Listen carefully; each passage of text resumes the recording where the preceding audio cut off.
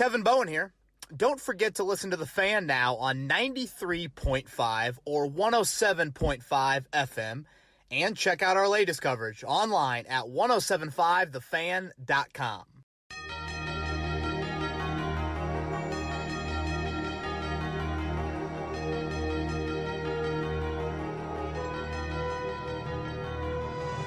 Well, the Colts, hell, after last night, they need to be in primetime again. 45 points by the Indianapolis Colts on Thursday Night Football, and they hold off Josh Johnson and the Jets. That last part sounds really weird when I say that out loud.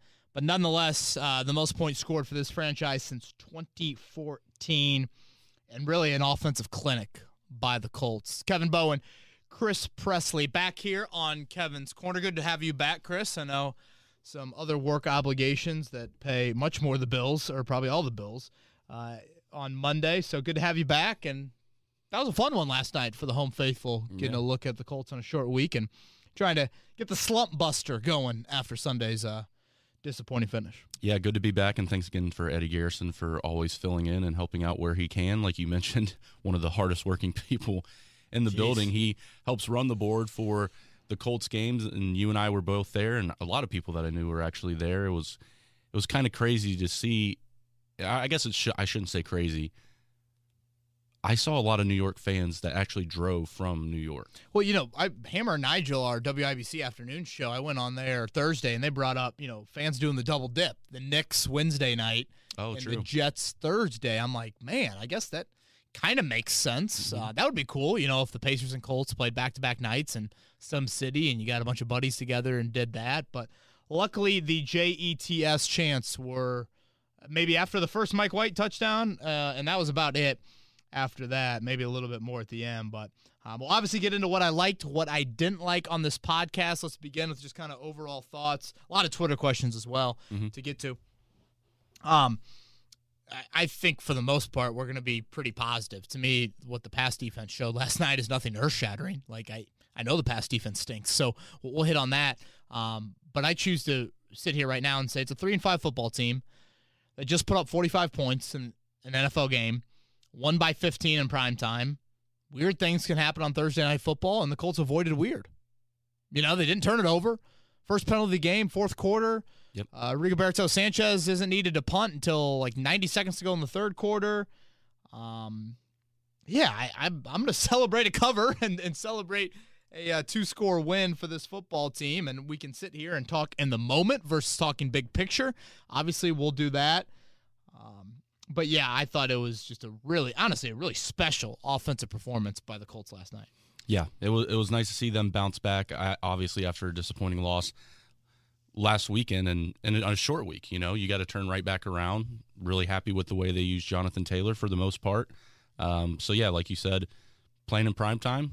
I know a lot of people nationally thought it was a boring Thursday night game, but hey, 45-30, I'm taking it. I was saying, the back door almost happened. So if you had some rooting interest there financially, as Joe Buck and Troy Aikman brought up, you definitely were, I don't know, maybe a couple late runs to the liquor cabinet, and that alarm, the snooze a little bit more frequent if you had 10.5 and sweating it out late. We always pick a play of the game. They're kind of just an under-the-radar play that maybe changes things. I'm going to point to the Darius Leonard punch-out. At that point, it's 14-7.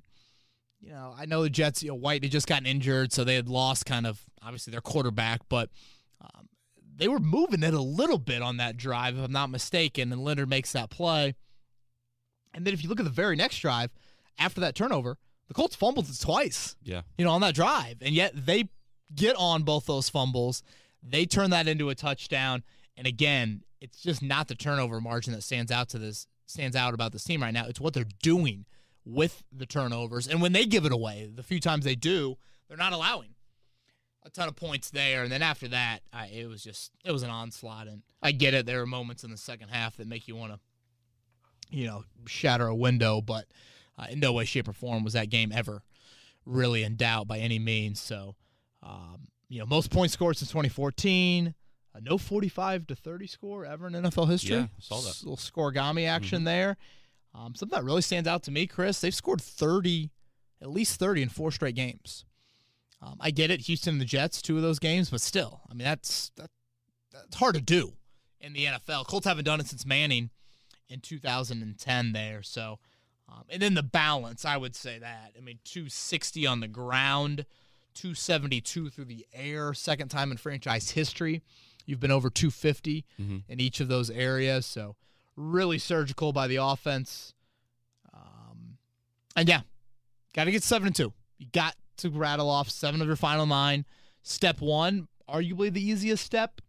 You know, who knows? Maybe next Sunday will be easier with Jacksonville, but still, you did the job, and now embrace the mini bye week because you do have a couple injuries to coming out of that game as well.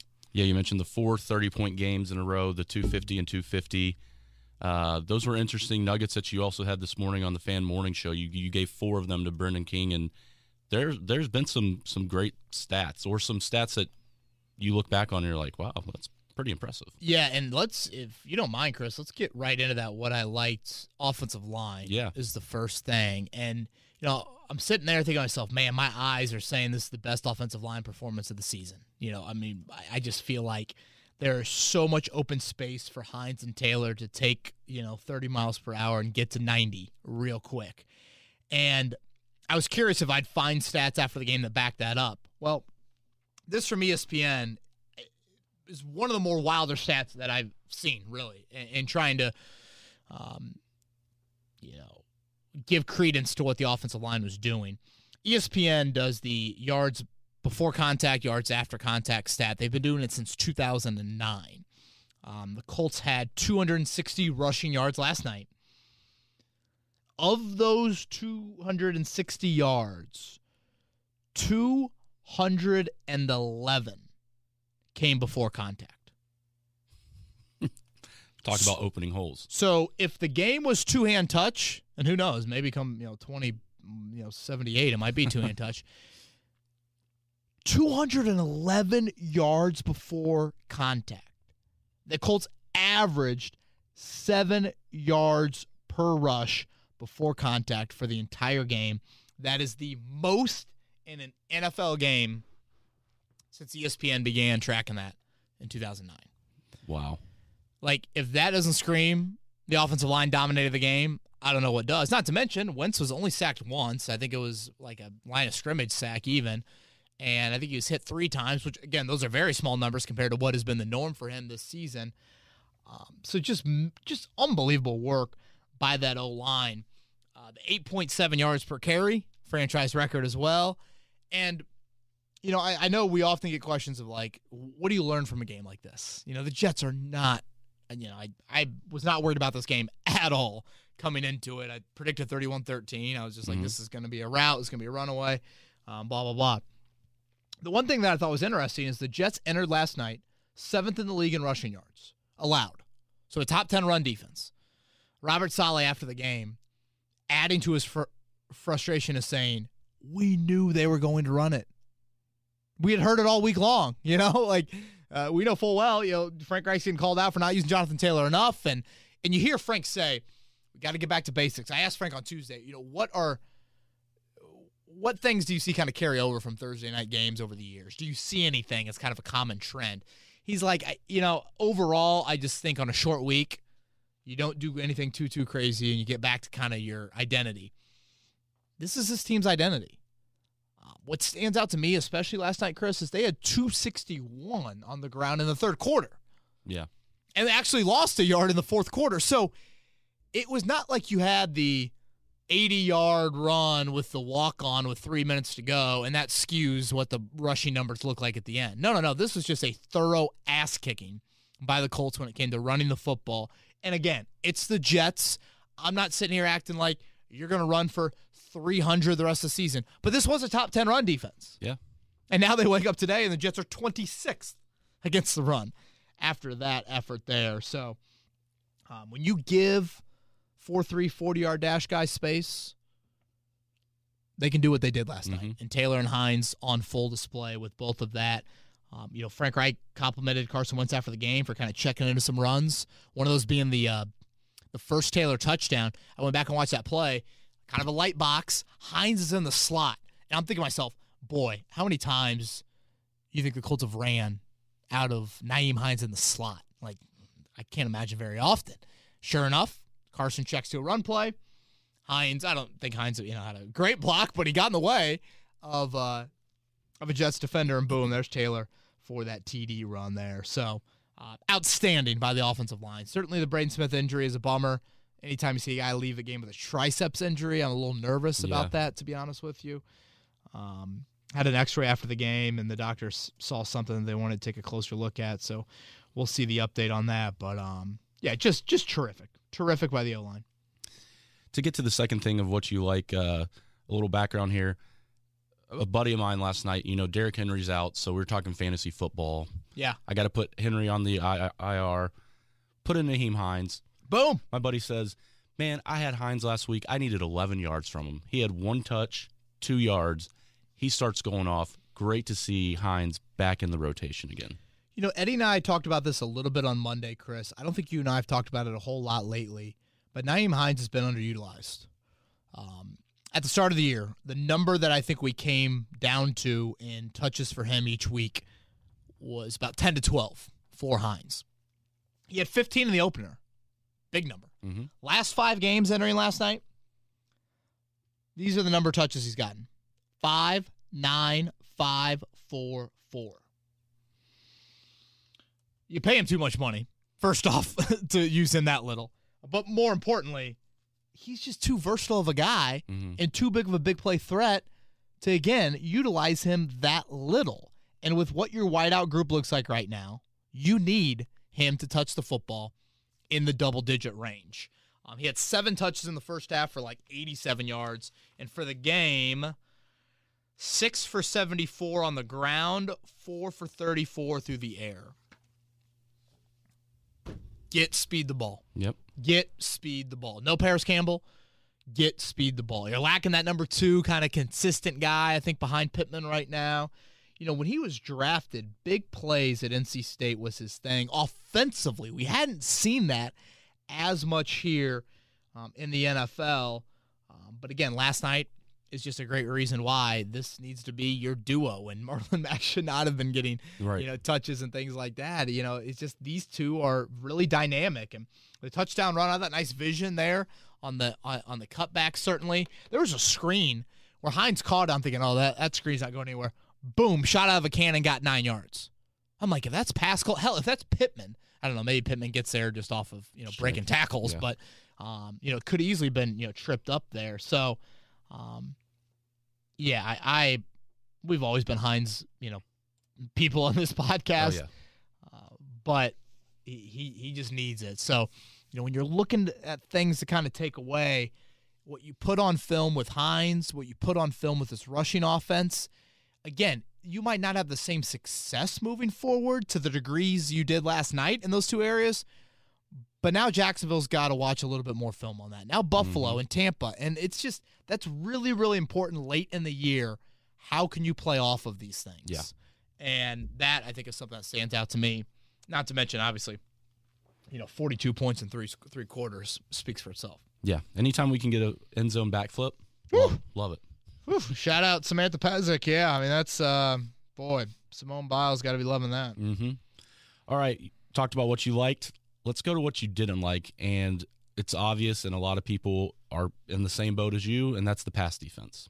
Yeah, it's just it's awful, to be honest with you, Chris. And I guess I do want to shout out a couple quick guys on defense. Taylor Stallworth, yes. 2 sacks, really well. Leonard, obviously the punch-out like we talked about a little bit earlier. And I honestly thought it was the best we've seen from Kwity Paye. Now, the bar hasn't been very high for Kwity Paye, so I'm not going to, go crazy over it. But, a couple quarterback hits, a couple pressures. I see a little variety in his moves, so I definitely want to mention Paye. But the pass defense, man, it's today is today's a 1-year anniversary of a very important tweet in Colts Nation. Mrs. Eberflus. Kelly Eberflus dialing it up. This was in reference to a couple of close contacts for the Colts in the old COVID world last season. She replies to Ian Rappaport, which is good to see she's following the national audience. Yeah. If Ian is mentioning her husband as a head coaching candidate, probably good to be in with Ian a little bit there. But she chimes into Ian and says, did they call out the immature child water girl yet? and put the phone down. You put it down. Deactivate maybe for a little bit, you think? Probably good. Is it Lent? Can you give up Twitter, Right. for 40 days? Something along those lines there. I don't believe Lent is in November, so probably not there. But, I felt like fitting in the 1-year anniversary of that, I don't know if this makes sense at all, but I would say her husband's defense lacks some maturity when it comes to defending the pass. Yeah. It will be the downfall of the season. Whenever the season ends, just point to the pass defense. Our morning show previewing the game on Thursday, I talked about how Mike White got the ball out extremely fast, dink and dunk central, and really they just kind of made plays post-catch in that matchup against Cincinnati on Sunday. So I was curious, how much press do we see? How do you disrupt that timing? And early on, I'm like, so much free release. Just guys coming off the line of scrimmage without getting a hand on them. And the pressure was somewhat decent early on compared to what it typically is. But yet, White just kind of finding guys in zones. And obviously the Elijah Moore touchdown with who knows what Xavier Rhodes or what whoever's fault that was. It looked like Rhodes to me. But there's just a lack of playmaking from the back end. Like, I think Rock Yassin had a pass breakup in the third quarter. That was the first time I saw, like, an actual play on the ball from your secondary or linebackers, I guess, at that point.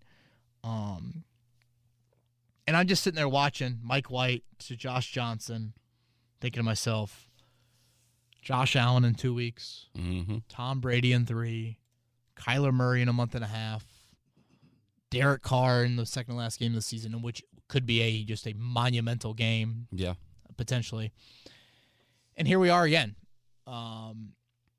You're an opposing quarterback and you want to add highlight plays to your career reel. Hope the Colts show up on the schedule. Yeah. When Josh Johnson, when they retire Josh Johnson's jersey from the San Diego Fleet of the AFL or AAF, whatever it's called, he's played in so many acronyms. Who knows? Right. They're going to show some Colts-Jets highlights from old Thursday Night Football when Joshua was slinging it inside of Lucas Oil Stadium, man. And, I wrote the article a couple weeks ago. We really didn't hit on the article on the podcast, but defensive accountability when it comes to the passing game is not there. Chris Ballard wanted this defense. He has invested an uber amount of precious resources into that unit. And the pass defense still sucks. Eberflus, where are the answers? Like, annually, this problem has persisted, and we still don't see answers. And then Frank Reich. I mean, there's some culpability there when your title is the head coach. You got to demand some things as well. Yeah. And yet, I feel like the Colts just enjoy sweeping this under the rug. And think, oh, no, dink and dunk, that's the way to go. We'll see if they can death by 1,000 paper cuts, blah, blah, blah. And yet the names could be Drew Brees setting an NFL record a few years ago with a 1 incompletion in the whole game, or Joshua Johnson doing what he did last night.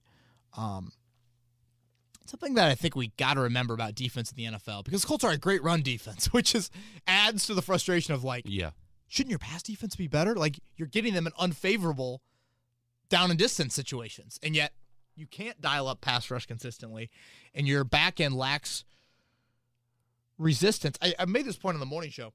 Today's NFL and the pass defense, that matters more than stopping the run.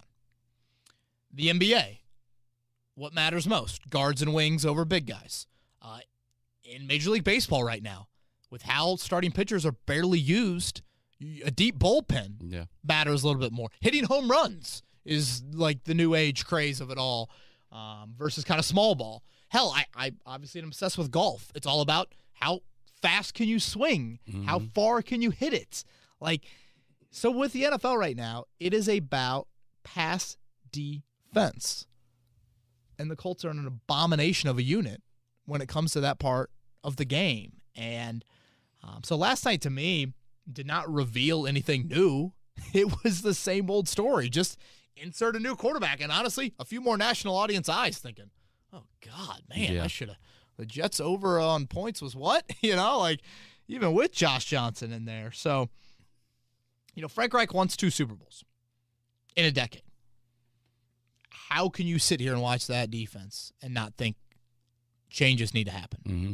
And, we'll save that for the offseason and what changes, but it continues to be the weak link of this Colts operation right now. And it's a shame that you've scored 30 points in 4 straight games and you're 2-2. Yeah. So, yeah, just awful. Typical awful, to be honest with you, by the Colts defense last night. Again, I thought the run D, 4.2 a carry. I mean, that's not as good as they typically are, but, they held Michael Carter, the leading rusher, to under 4 yards per carry. But, yeah, Mike White and Josh Johnson, Chris. Yeah. 34 of 52 for 412 and 4 touchdowns. I guarantee you, if we rewind, 15 days, and we asked, our listening audience, a very knowledgeable listening audience, who is Mike White or Josh Johnson? Yeah. There's a chunk that would struggle to, who? Mike White. Well, I think he was on my, 3rd grade travel baseball team. And Josh Johnson, I liked his mom. She was, cute and brought good snacks to the game. What the fuck? Yeah, just generic. Yeah, TVs. I mean, what are we doing, man? What are we doing? So, yeah, wanted to mention that. Really, the only negative that I have. Hell, when you put up 45, I don't think you're having anything on the offensive side of the ball. So, yeah. All right, let's jump into Twitter questions. Cool. First one comes from Jay, talking about what you were wants to bring up what you were kind of just talking about. What did we learn from the Colts last night when you do play against a third-string quarterback, and the game really started with the second-string quarterback? Yeah, fair. Let's start with the run game. Again, the Jets are a top 10 run defense, so I learned something there. Now, we'll see about the Braden Smith injury, but Matt Pryor, I think, has filled in nicely when called upon this season. So I learned something about the run game. I think I learned something about involvement of Nyheim Hines. Taylor Stallworth, I think he is probably your defensive standout from last night. He had the ice. I mean, if Stallworth doesn't get a paw on that ball, God, that sounds awful. Shows you how little sleep I've had tonight. That's a touchdown. Uh-huh. And now it's an onside kick, and Jack Doyle has the most pressure on him that we've seen in eons in terms of if you don't get that ball, holy shit. Oh, my God. I don't even want to think about it. I'd have Blue come in and play cornerback for me, in overtime at that point. So, yeah, Jay, again, you will not hear me say on this podcast that result last night has me rethinking the Colts and their playoff hopes and the drive to 7-2 and all of that. It's going to come down to 4 games, assuming you take care of business. Bucks, Bills, Cardinals, Raiders, and really the games you want to win are the AFC games. Mm-hmm. If you're going to pick 2 losses, right, you want those to be the NFC losses if you want to kind of nitpick a little bit of the schedule. But still, we're going to acknowledge the stuff that I think was better competition. And I think from a run game standpoint, it was there. Mike was happy with the win, but he wants to know with the elite offenses coming up, what do we do with the defensive schemes? Yeah, you try to put 12 or 13 on the field. I got Mike. I got no answers for you. The middle of the field continues to be a problem for this team.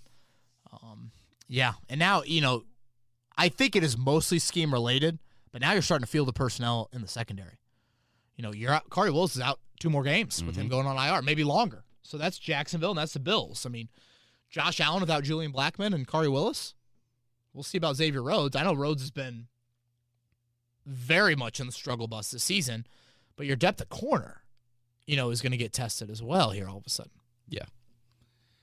Next question comes from the Why Bother Pod. What happened to the defense? We went from 42-10 to 45-30 with the final score.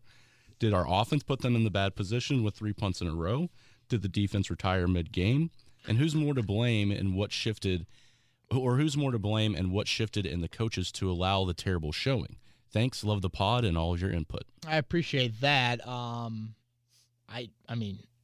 The offense scored 42 points through 3 quarters. I can't go there. It's not like you gave them short fields, Chris. Mm-hmm. It's not like you had turnovers. It's not like Rigo was shanking punts. The Jets, well, let's look at these Jets touchdown drives, all right? Okay. All right, Jets touchdown drives to close things out. 75, 66, 80, and 83 yards. 6 plays, 11 plays, 13 plays, 12 plays.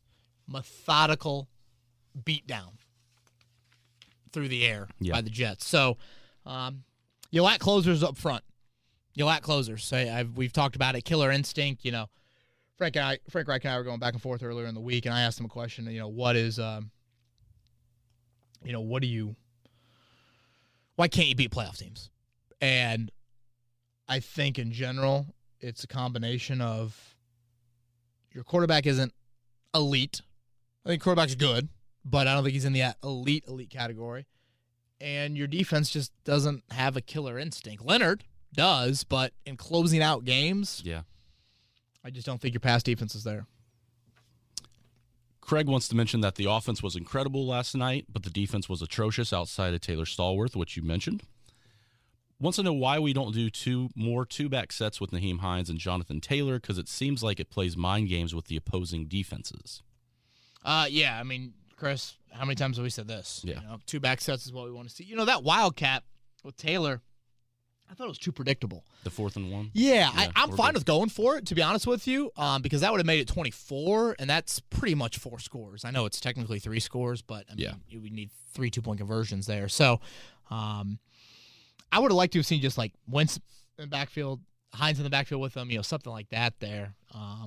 But yeah, I want to see 2 backs, more and more of it. I don't know why. I know Frank has kind of said, it's just not that easy, but with your wide receiver personnel where it is, I'd be involving that a whole lot more. Jay wants to know if the pass rush worse than last season's. Yes, oh yeah, definitely. So far, without a doubt. From Ryan, what would change at defensive coordinator look like in a situation the Colts are in? Obviously, they're winning games, and the general narrative around Matt Eberflus is that he's a great defensive coordinator. But for people who have watched every game, it's pretty clear that a change is necessary if you're going to be the best in the AFC.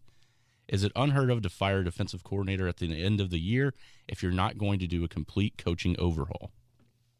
Yeah, Ryan, this is a really good question. You know, someone was asking me today, you know, scheme change, something like that. You know, didn't you draft to be a 4-3 defense? I'm fine with keeping the 4-3. You can just change your approach within that 4-3 look, so you aren't overhauling, you know, players and body types and things like that. Obviously, I'm a big Notre Dame fan. You guys know that full well. About a handful of years ago, Brian Kelly fired Paul Longo, their strength and conditioning coach, in Brian Kelly's wedding. Paul Longo. Wow. Had followed him at every step of the way. Notre Dame had been a respectable program in the early Kelly years. I think they've taken another step up in getting Notre Dame to a level that, you know, in my puberty lifetime, I haven't seen. Which, again, I don't know why I said that. It's probably not a thought you want to be thinking about. But anyways here, what I'm getting at is, you think that was a tough decision for Brian Kelly? Hell yeah. I mean, he was in his wedding? Yeah. In his wedding. Yes. You want to get higher on the mountain, to steal a analogy Frank Reich loves to use, you have to make tough decisions. Like, is Matt Eberflus like the most glaring fireable coordinator in the NFL? No. Now, I mean, the Colts have the best run defense, one of the best run defense in the league. But I go back to what I said about the emphasis on pass defense. And I go back to what the goal should be for this franchise. And Jim Irsay has stated these goals of multiple Super Bowls here in the 2020s. If that's the case, then a tough decision needs to be made. And some might argue it's not even a tough decision, you know? Well, it's not as tough for, I mean, like we've said, he came in, it's not like he brought in Eberflus. Correct. Chris Ballard was the one that hired Eberflus as well. So I think a move needs to happen. Yeah. You know, and I think Eberflus in the defense does a lot of things that I like. I do appreciate the kind of effort and standard like that. I do think that eventually rubs off, and it's a reason why the Colts are up there in turnovers and things like that. But when it comes to the disruption of timing, this defense is in the basement in the NFL. And if that doesn't change, those off-season vacations will start in early January on a routine basis. Yeah, and Cameron feels like if you read Josh Johnson's stats, how can you make a case to keep Matt Eberflus or even his scheme? Josh backed up. Did they mention that last night, that he backed up Hasselbeck for a couple games in 2015? I think I heard Rakestraw say that on the post-game show. Yeah. Hasselbeck was tweeting at me about the Chipotle action. I said, you give Josh Johnson, I don't care what you give him, free Doba, free whatever for life after that effort. I felt, selfishly, I kind of wanted to see Mike White. I like the gun, little touchdown celebration reaction, and I love Zach Wilson's fake clapping on the sideline after Mike White's first. Probably no one was happier to see Mike White get hurt than Zach Wilson. Right. Well, shoot, after that first drive, I was like, uh-oh. Yeah. I didn't really want to see Mike White anymore. Well, yeah, I meant it selfishly. Trust me, from a Colts fan standpoint, no way. But, man, Josh Johnson came in the game. And, just as, a football fan and watching guys get thrown into awful situations, short week, Josh Johnson, San Diego Fleet, the LA Wildcats, what an awful XFL name. Get creative with your nickname here. Good for him, that's it's got to be. I mean, his emotion when he threw that pick late, boy, he was a fired up individual there. So, tell you what, the most impressive 1-3 quarterback depth chart in the NFL might go to the New York Jets. Right. Who needs Flacco? Yeah, that was the other thing. It's I forgot they had Flacco too. Right. All right, from David in regards to Ellinger, this is a statement, not a question, but Carson Wentz should not have taken the kneel downs last night. Folks, I think we got to accept it. That first-round pick, later. Yeah. There's an Eagles guy I follow that literally after every game, he gives an update on, the Wentz snap count thing. He's going to have to get hurt. I mean, we are literally, I think, 3 games away from him clinching it, maybe 4 games away. And mathematically, you're still going to be alive, very alive, honestly. So, guys, Carson Wentz, that trade will be a first-round pick and a third-rounder. So, enjoy opening night of the draft. What did you think of the wrinkle with bringing Sam in? I liked it because now I think you're putting that on film. I don't necessarily think that, Ellinger needs to be used in those situations. I think Wentz is very fine as a runner, but now I just think it's something else. So I don't need to see Ellinger in there a ton, but watching Ellinger run, for those that didn't watch him in college, he's like a power runner. I mean, he is literally he's not breaking you ankles in the open field. Right. I mean, he's Taysom Hill. This one's from Joshua. Please ask Frank Reich why the hell he's throwing the ball with less than 5 minutes to play and up 2 scores. He really has to learn. Has he really learned nothing from the games that he, and that's emphasized he, has lost the team with crap like this? Jonathan Taylor's pushing 200 yards, and he treats him like he stinks. That point of the game, Chris, Wentz took some hits, too. I honestly, and I know that this might sound crazy, I wanted to see Deion Jackson at that point. The undrafted kid, who's now your third stringer with Marlon Mack as a healthy scratch. You were up, what was it, 45-23?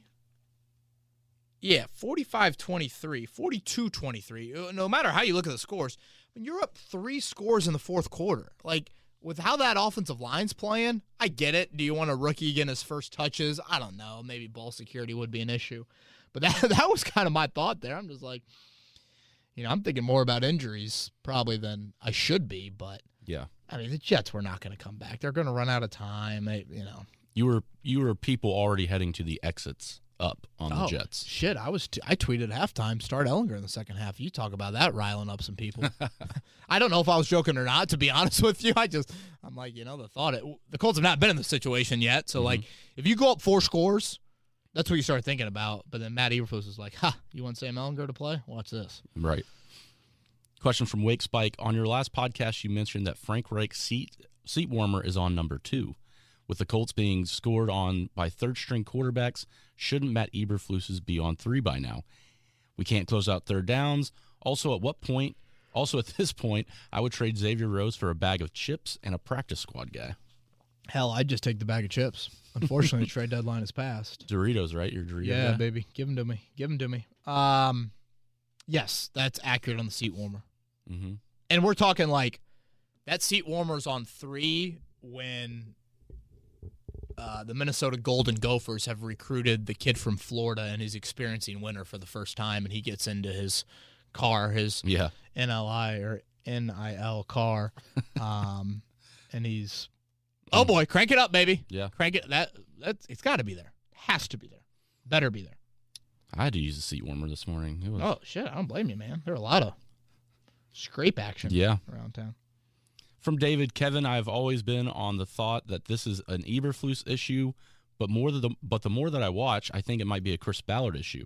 No corners and no pass rush. We'll get into this deeper in the offseason, Chris, but yeah, I mean it's top down. Is it personnel? Is it lack of development of that personnel? Mm-hmm. You know, Terrell Basham, Quincy Wilson, and Malik Hooker have all gone elsewhere in the NFL. I don't think any of the 3 have made a huge impression. I know Basham's hung around a little bit longer. Wilson definitely not. Malik, I think, is rotating in, if I'm not mistaken, in Dallas, or not playing a ton. I didn't even know where he went. Yeah, so yeah, it's personnel and development, probably a little both, but I mean, they've invested a whole lot in that defense. I think that's what's you look at these first 2 drafts for Ballard that are now into second contracts. You think of the first 3 rounds he spent on defense. Again, Basham, Wilson, Hooker. Then you go to that 2018 draft, Darius Leonard, an absolute grand slam. Kamoko Turry and Tyquan Lewis. I mean, that's 6 defensive picks in the first 3 rounds, and Leonard's the only one that you feel good about. It's a shame we don't feel better about Lewis, but unfortunately, injuries have been kind of the name of the game, and even then, he's still not an unquestionable starter for you, which you draft dudes in the second round, expect them to start. I am happy with, obviously we've played one game more than other teams, but if you go to the stats in terms of tackling, Okereke is in the top 5 right now. Yeah, so, and he comes in the next draft, so yeah, I mean, he's definitely a guy that I think is trending towards getting that second contract. Yeah, he's the next draft, right? Yeah, because it was Rock and Banagoo in that next draft. Yep. Which, obviously there, but yeah, Bobby certainly is looking like that guy. Well, Kevin, Kit says, my man, keep killing the pod. Let's go, Kit. Love it. 2-part question here. We're up 28-10. Was the 4th and goal play to get that on tape? And also, is Frank just out here playing chess? So it was 28-10. Was that Taylor and the Wildcat? Yes. Okay. Yeah, I guess get on tape. You know, the thing about the Wildcat, when the Wildcat is just the running back in the backfield, don't teams like run it 99.9% of the time? Have to. One jump pass, a year maybe. I didn't love it. I was good with it. And like the other thing I didn't love, that was like a 4th and it says 4th and 2. I swear it was a 4th and 3. That's a lot of yards to get when you're kind of bottled up in that situation. From Josh, does moving Marlon Mack to a healthy scratch after the trade deadline add credence to the idea that the Colts were intentionally playing him over Jonathan Taylor to raise the trade value, or is this just coincidence? Yeah, that's one way to probably read into it, Josh. Are you going to release him? I mean, you mutually agreed to trade him. Mm-hmm. I don't. Yeah, it's a fair question to ask. Yeah. Now, again, I think at this point you'd rather have Marlon Mack just in case, break a glass sort of emergency situation. But yeah, I can't see Marlon firing brimstone in someone's office, but I could also see him being like, hey, guys, this is a contract year. I got 8 games to prove myself, and you just played 80 snaps last week, and I saw the ball once, and that play didn't even happen because of a penalty. So, yeah, I don't know. The future looks very murky, very murky. Yeah, but to Josh's point and to what you mentioned earlier, the fact that there were games where Marlon Mack was getting close to sniffing the same amount of touches as Nyheim Hines, you felt like something had to be there. Yeah, something. Yeah, it was odd, man. And again, like deciding to do that, that's white flag tank stuff. So I don't get that. If indeed that's the case. Yeah. Well, this question comes from 2 different people. It's the same sort of thought process with Ricardette and John. Based on what Chris Ballard and Frank Reich have done on both sides of the ball, Are the Colts willing to start Carson Wentz through the entire season, even if it means giving up a top 10 pick? Is that a fireable offense? Yeah, and I think are we starting to trend towards like last week's questions maybe a little bit here? 2 more until last week. So a lot of these might be a little bit more bigger picture, just stuff from the Tennessee game that we couldn't get to. I don't think it's going to happen, man. Like, unless Irsay takes the fall. Obviously there's two, like, debates, I think, with it. First off, again, I think the Colts are still going to be mathematically alive. So, yeah, know, that's probably the first thing. Like, if you're mathematically alive, don't you have to continue to play him? Like, you have to. Now, let's say you're out. One is, like, the message it sends to your locker room. That's been a popular debate. How can you tell Darius Leonard to go out there week in and week out and you're going to bench Wentz? Now, that's where Irsay's just got to take the fall. And just to be like, I'm sorry. This is what I'm doing. It's not a Ballard thing. It's not a right thing. Like, blah, blah, blah. And then the other, I think, is just like, do you need a full evaluation on Wentz? Do you need 17 games? Or is 13 enough? Do you need to see him be healthy for 17 games? I think that's a fair debate as well. Man, if you miss the playoffs and you lose that first-round pick. Do you see Irsay? I mean, Irsay, he's not like Jerry Jones. I don't see Irsay doing it, but it would take that. Yeah. I don't see him doing it.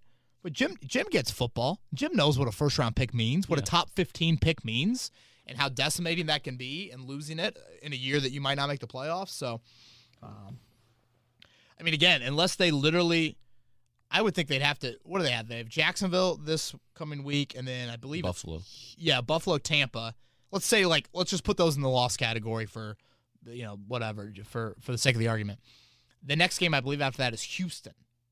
So that means you got to lose to either Jacksonville on the front end or Houston on the back end, along with those 2 losses to Buffalo and Tampa, for them to potentially be out of it. And again, I don't even think they will be out of it. Yeah.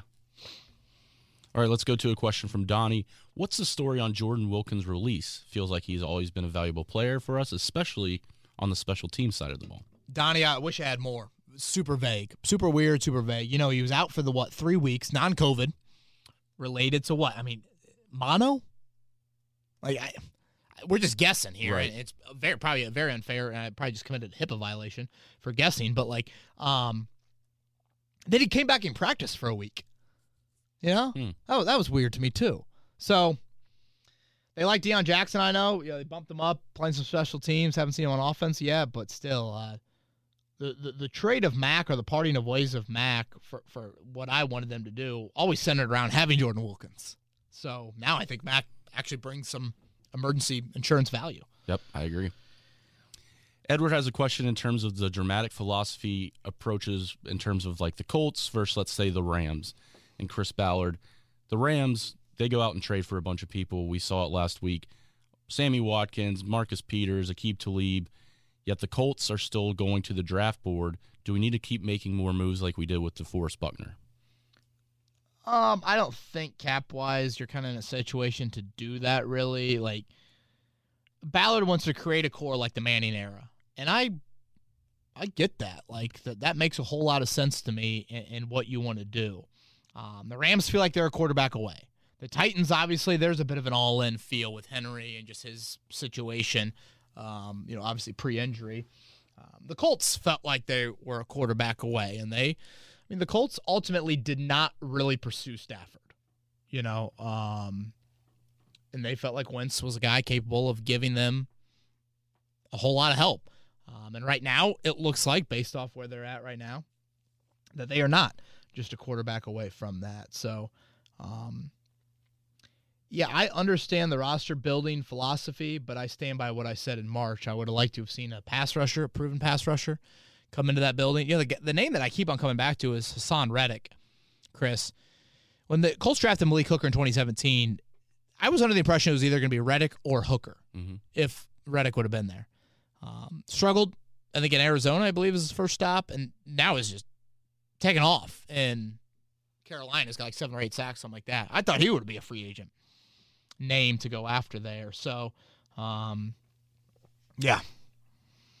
we're going to start getting into some questions from last week.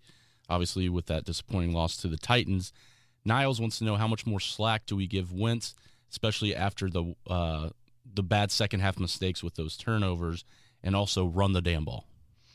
Yes, well, thankfully they did that. It is one game for sure with Wentz, but those mistakes, Chris, happen in the part of the game that separate the elite from just being good. And that is what's worrisome to me. So he's going to have other opportunities. I mean, I thought he was pretty good. I honestly thought the pass protection helped him hit on some deep balls down the field. I thought he was pretty darn good yesterday. Yeah. So, yeah, with Carson, I still kind of stand by that. I think he's in like that 10 to 12 QB range. And a lot of it is like, what do you want as your quarterback? I want to give the most important position in sports, I want to try to be as elite as possible. That's where I'm at with quarterback and how you go about it. And right now, from what I've seen from Wentz, there's a lot in there that I like, and I've seen a lot earlier than I thought, but I can't go elite. I can't go jump on my back, boys. Let's see what happens in January sort of thing. Funny one here from Brian. Says he's been on the mismanagement of this roster and coaching for years. Was Sunday a bless his heart game for Frank Reich and Chris Ballard? Was that the turning of the page for the fans, expecting this regularly? Aw, Frank, bless his heart. Chris Ballard, bless his heart. Their players tried. Bless their heart. Yeah, yes, Brian, I guess that made me laugh a little bit, although I'm not totally following that. We've pointed out the question marks on this roster, and again, I think they are starting to flare up again, at least against the elite competition. Well, coming from that game was obviously the Derrick Henry injury that now has him sidelined, which could potentially be for the year. Zach wants to know, what are the chances now of the Colts winning the division after that injury? Yeah, I still don't think they're close to 50-50 at all. I mean, were they 5% before? I don't know, maybe 10%. Basically, if the Colts go 7-2 to finish, that would mean they need Tennessee to go 3-6. Well, Tennessee's got Trevor Siemian, Tua, the Texans twice, Jacksonville once. Like, yeah, don't they find 4 wins? They lost to the Jets. They did. they did. But they're also 5-0 against playoff teams. No, like, I just, to me, I'm a little bit more locked in the wild card. Right? Mm-hmm. Well, obviously, I'm locked in on the Colts doing enough to put yourself in any sort of position. But maybe we'll get to December, because if you do look at how the next kind of 4 weeks unfold for these two teams, you could get to a position where like they're only 1 or 2 games separated standings-wise. But then the schedule, I think, just kind of favors Tennessee a little bit more the rest of the way. Kevin, Jason wonders if Frank Reich would even be able to give up the play calling. For instance, if he turned it over to Marcus Brady, would he be able to remove himself from overriding? No, and Frank Reich should not give up play calling. He shouldn't. As Marcus Brady never called plays in the NFL. Like, we probably should mention that as well. Like, if Frank is giving up play calling, why is he the head coach? Yeah. He's here for his offensive mind. And I stand by. I think Frank is a much better than average offensive mind. To me, it's been some usage and some critical situations where he just hasn't been at that level. But more often than not, I do think Frank gives you an advantage with his play calling. Well, luckily, our friend from Ireland is able to come over to America now that we've raised the border. Let's go. And how about, Notre Dame's going over to Ireland. Oh, yeah? 2023 to play Navy. Love it. Spent $1,000 on flights to come see the Jags on the 14th after last week's game. Kind of was regretting it. Oh, boy. Wants to know, watching the Colts possibly fail to win the AFC South yet again, Chris Ballard and or Jim Irsay will demand change. Which of the coaching staff do you think is likely to be fired, and what players do you think will likely not return next season? Yeah, Derek, safe travels over here. We'll get into big picture stuff down the road. I'd certainly make a defensive move. Is cornerback your biggest need right now? I think so. I mean, yeah. Ballard wanted this defense, so I think you can't absolve him from blame either when you're saying Chris Ballard or Jim Irsay will demand change. I mean, will Chris Ballard demand change? Mm-hmm. Hopefully. Yeah, again, but I mean, like, hope. There's no guarantee with that, Chris. So we'll see. But yeah, enjoy. Carson Wentz looks Irish, doesn't he? Yeah. Oh yeah. So, yeah. Trevor wants to know, is Mo Alley Cox the future for the Colts at tight end position? Yeah, that's a good question. I think he's a part of it. I don't know if I am looking at Mo Alley Cox and saying, like, unquestionably number one tight end, don't worry about it. I would like to make kind of another move there. Kylan Granson, good to see him. We'll catch and run. I thought that touchdown where I was sitting, I thought that was him at first. On Pinter? On Pinter, yeah. Really? Yeah. Yeah. I mean, Pinter's not the biggest dude, so, yeah, that's a good question. I think it's kind of a sneaky position, Chris, that needs some upgrade. Yeah. So we'll see how they address it. Steven believes that Frank Reich is a great play caller, but he overanalyzes stuff, and there are a lot of WTF play calls, moments, and stops running the ball. Also thinks that Carson Wentz is a good quarterback, but has WTF moments as well. Maybe this is why they love each other. Wentz won't be good without Frank Reich. He doesn't think Frank Reich is managing all aspects of the football game to a winning level. If you were the general manager, Kevin, what would you do? Yeah, I really need to see the season play out. I do think Frank and Chris are a combination that can get it done, but at the same time, not holding them accountable would be a massive mistake and demanding some change and some tweaks. One can make the argument, it's the third quarterback post Luck, and you're still kind of stuck in this awkward area of like, is this purgatory? Mm-hmm. Or is it Wentz's ascending? So I cannot get over this enough. I mean, Frank Reich, dude, loves Carson Wentz. Mm-hmm. Loves.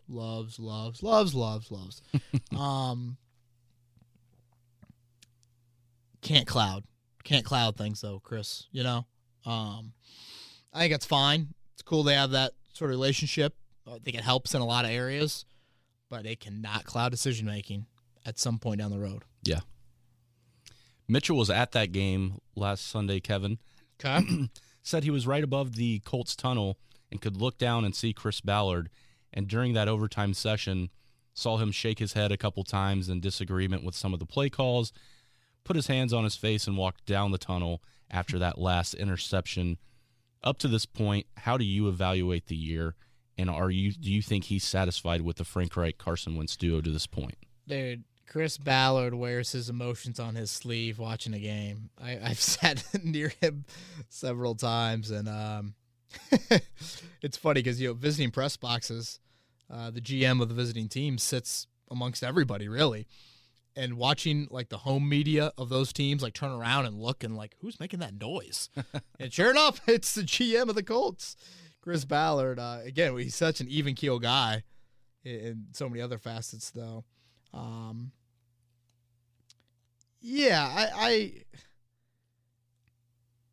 beating playoff teams, that is the hurdle, but then it's like, all right, are you beating, 4 in a row come January? Like that's, obviously the ultimate goal. I just can't go there. I think I would be undecided on Reich and Wentz if I were if I was Ballard. I think you got to be slightly disappointed. Right now, I had 5-4 at this point of the season, and they're 4-5. Mm-hmm. What I didn't have was losing to all of the good teams on your schedule. So that's where the issue comes into play more for me of like, you're 4-5, it's a 1-game difference, but when we're talking measuring stick, and more importantly, kind of playoff, standings and where you're at in that sense, it's such a decimating blow and how you've gotten to 4-5. So I think that has to stand out and kind of add to the disappointment as well. All right, 6 more. This one's from Big Bama. What are your thoughts on Brian Baker and the development of the pass rush? Feels like the cover 2 scheme only works if we have a good one, and up to this point, DeForest Buckner is the only one that is really getting any push, and that's making some of these average quarterbacks having career days against our defense. Yeah, I mean, someone needs blame. Brian Baker, it's his second year. Is that a lack of development? Is it more on Eberflus in the scheme? Not the right players? Kind of goes back to that debate. But yeah, there's some sort of hiccup in the operation. Yeah, if you want to go like assembly line sort of route here. So yeah, I what's this guy? Well, the name escapes me. I can picture him, the D-line coach that left and went to Carolina. So, yeah, Baker, big. That's actually a big right guy. They played at Maryland together. Oh, okay. Well, Kevin, as we know, here in Indiana, basketball is in full swing. So Jake wants to make a comparison. Are the Colts going to reach Pacers' level of apathy, can't beat the good teams, and are unwilling to do what must be done? Yeah, I don't think so. I think the NFL season's kind of too short for it to really go down the apathetic route. I don't. And also, I think Taylor and Pittman are really exciting. And you got some young guys on the defensive side of the ball. And obviously the Pacers have a guy in Chris Duarte that's pretty exciting, but I don't think the Pacers have a whole lot of young talent. I guess Karras would certainly fall into that. But, and obviously roster size are different. So, yeah, I don't think so. I know the crowds haven't been great at Lucas Oil, but they're not Pacers bad. No. With what we've seen so far. No. Sincere's wondering, at what point does Chris Ballard say enough is enough and just goes and signs a premier free agent that could help this defense? I mean, how long are we supposed to be patient and waiting for these rookies to develop to put pressure on opposing quarterbacks? I mean, preach, I mean, this is what we've talked about. Yeah, you've got to find answers with proven pass rushers, and it's difficult, as we're seeing, to rely on young guys to come in here and give you instant impact. So you've got to alter your approach. And now you're not in the financial situation to maybe take advantage of the opportunities that you had and I think misused in prior off seasons.